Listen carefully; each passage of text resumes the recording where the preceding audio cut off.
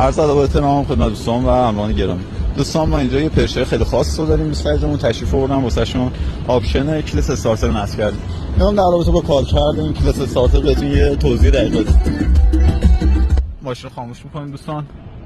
استارتر منشأ پام رو ترمز باشه و ما دکمه انجین رو بزنیم خودرو به صورت خودکار روشن میشه. پارس تیوب 5 هستش این خودرو.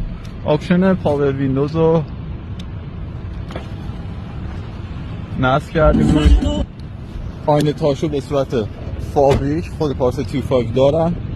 با دور شدن از خودرو در خودرو به صورت خودکار قفل شده و آینه خودرو همونطور که ملاحظه کردید جمع شد. استارت هرایدورش هم به این صورت عمل میکنه که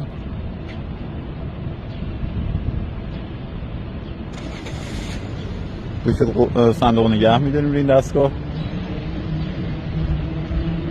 خاموش کردنش هم کافی دکمه قفل رو بزنیم. با نزدیک شدن به در خودرو باز میشه در ماشین.